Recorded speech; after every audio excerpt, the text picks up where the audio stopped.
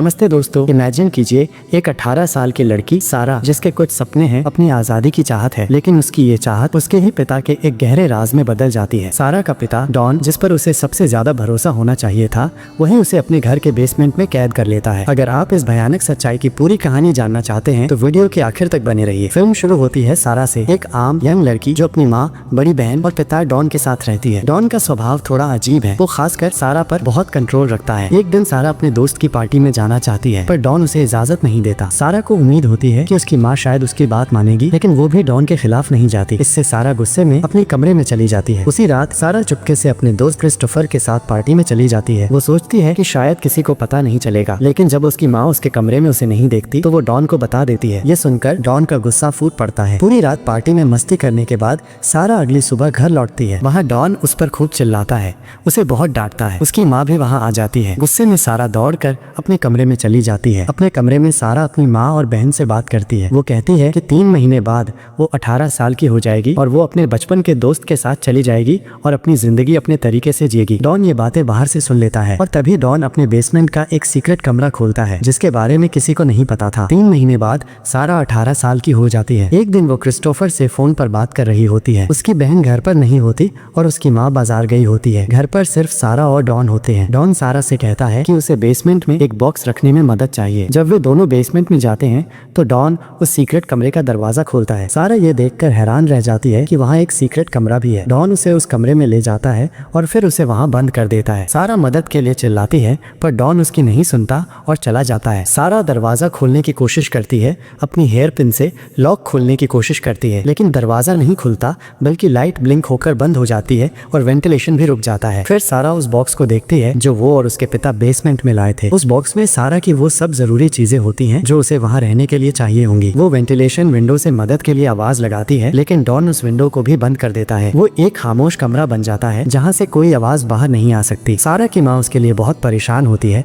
उसे बहुत ढूंढती है, लेकिन डॉन शांत रहता है, जैसे उसे सारा की कोई परवाह ही ना हो। अगले दिन सारा फिर से दरवाजा खोलने की कोशिश करती है और वही होता है, माइनस लाइट ब्लिंक करती है और बंद हो जाती है। फिर डॉन वहाँ आता है। सारा उसे धक्का देकर भागने की कोशिश करती है, पर वो देखती है कि बेसमेंट का बाहरी दरवाजा भी बंद है। डॉन उसे वापस उस कमरे में ले जाता है और अपना गुस्सा दिखाता है। डॉन सारा से कहता है कि अगर वो उसकी बात मानेगी तो वो उसे वहाँ से छोड़ देगा, लेकिन सारा उसकी बात नहीं मानती। इस पर डॉन और आक्रामक हो जाता है और उसके साथ जबरदस्ती करता है। इसके बाद सारा की हालत बहुत खराब हो जाती है, उसे उल्टियाँ होती हैं। 1 हफ्ता गुजर जाता है और पुलिस सारा को ढूंढने के लिए जांच कर रही होती है। डॉन सबसे कहता है कि सारा अपने बचपन के दोस्त के साथ कहीं दूर चली गई है, लेकिन सारा की माँ को ये बात सही नहीं लगती। इसी तरह दिन, हफ्ते और फिर महीने बीतते चले जाते हैं। सारा उस बेसमेंट में कैद रहती है। वक्त के साथ सारा गर्भवती हो जाती है और एक बेटी को जन्म देती है। डॉन उस बेटी को देखकर खुश नहीं होता। फिर 4 साल बीत जाते हैं। सारा की माँ उसे बहुत याद करती है। सारा फिर से गर्भवती हो जाती है और इस बार वो एक बेटे को जन्म देती है। डॉन की नौकरी में प्रमोशन होता है। सारा की माँ कहती है कि उन्हें एक जासूस रखना चाहिए जो सारा को ढूंढे, लेकिन डॉन मना कर देता है। डॉन सारा और उसके बच्चों के लिए एक टीवी लाता है, शायद उनका ध्यान बटाने के लिए। सारा एक खाने के डिब्बे की मदद से एक हथियार बनाने की कोशिश करती है। वो डॉन को अपने पास बुलाती है, लेकिन डॉन उसकी चाल समझ जाता है और उसे बहुत बुरी तरह से पीटता है, यहाँ तक कि उसका हाथ भी तोड़ देता है। और इसी तरह एक और साल गुजर जाता है। सारा तीसरी बार गर्भवती हो जाती है। डॉन और उसकी पत्नी का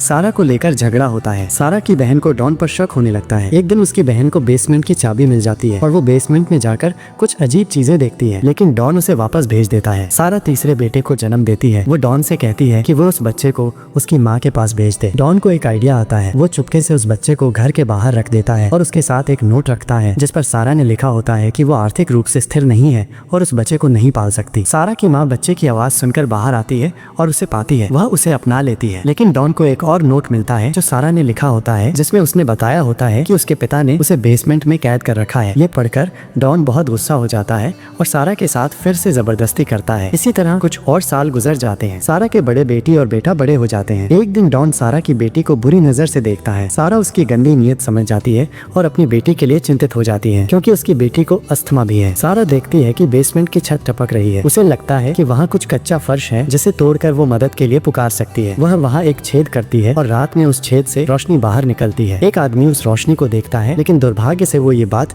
डॉन को बता देता है। ये सुनकर डॉन बहुत गुस्सा होता है और सारा को बहुत बुरी तरह से पीटता है, इतना कि उसका गर्भपात हो जाता है और उसके बच्चे की मौत हो जाती है। डॉन उस मरे हुए बच्चे को कहीं दफना देता है। सारा अपने उस बेटे के बारे में डॉन से पूछती है जिसे उसने अपनी माँ के पास भेजा था। डॉन कहता है कि वो अगले महीने एक टूर्नामेंट में खेलेगा। सारा का बेटा बाहर जाने और खेलने की जिद करता है। डॉन कहता है कि जब उसकी माँ का बर्ताव उसके साथ ठीक होगा तब वो उसे बाहर ले जाएगा। सारा अपने बच्चों की तरफ से डॉन से माफी मांगती है। जब डॉन चला जाता है तो बच्चे सारा पर गुस्सा करते हैं कि उसने माफी क्यों मांगी। सारा कहती है कि वो सिर्फ उन्हें बचाना चाहती है। सारा क्रिस्टोफर को बहुत याद करती है। फिर वो अपने बच्चों को डॉन की सच्चाई बताती है। यह सुनकर बच्चे बहुत डर जाते हैं। सारा की बेटी को अस्थमा अटैक आ जाता है। डॉन सारा पर बहुत गुस्सा होता है क्योंकि उसने बच्चों को सच बताया। वो उसे फिर से पीटना शुरू कर देता है, लेकिन इस बार सारा का बेटा डॉन को रोकता है। सजा के तौर पर डॉन बाहर जाकर बेसमेंट की लाइट बंद कर देता है। कुछ दिन बाद दिखाया जाता है कि डॉन की नौकरी चली गई है और उसकी बचत धीरे धीरे खत्म हो रही है। उसकी पत्नी उससे पूछती है कि वो अपने पैसे कहाँ खर्च कर रहा है। सारा वेंटिलेशन तोड़ देती है। इसी बीच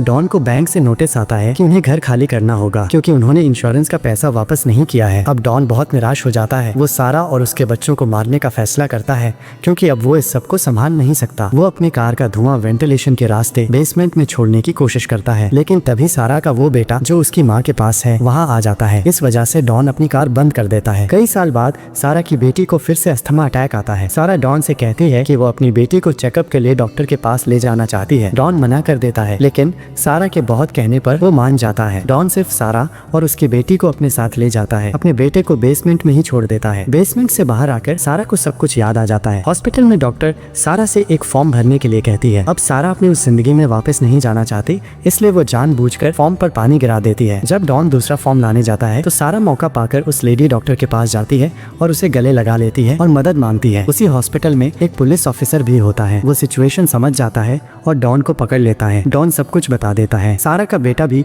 बेसमेंट से बाहर निकाल लिया जाता है। ये सब देखकर सारा की माँ बहुत हैरान हो जाती है। डॉन को जेल हो जाती है। सारा अपनी बहन और माँ के साथ बाहर आकर बहुत राहत महसूस करती है। उसके बच्चे भी खुश होते हैं। फिर क्रिस्टोफर सारा से मिलने आता है। वो अभी तक अविवाहित होता है। सारा और क्रिस्टोफर एक लॉन्ग ड्राइव पर जाते हैं और इसी के साथ ही डिस्टर्बिंग कहानी खत्म होती है। दोस्तों, गर्ल इन द बेसमेंट एक बहुत ही दुखद कहानी है। ये हमें दिखाती है कि इंसान कितना क्रूर हो सकता है और एक बेटी के साथ उसके पिता ने कितना बड़ा जुल्म किया। ये फिल्म हमें पीड़ितों के हौसले और उनकी हिम्मत को भी याद दिलाती है। ऐसी घटनाएं कभी नहीं होनी चाहिए और हम सबको इसके खिलाफ आवाज उठानी चाहिए। अगर आपको ये वीडियो जानकारी पूर्ण लगा हो तो प्लीज लाइक करें, शेयर करें और चैनल को सब्सक्राइब करना न भूलें। आपके क्या विचार हैं इस फिल्म और इस कहानी के बारे में कमेंट सेक्शन में जरूर बताइएगा। अगले वीडियो में मिलते हैं, तब तक के लिए टेक केयर और धन्यवाद।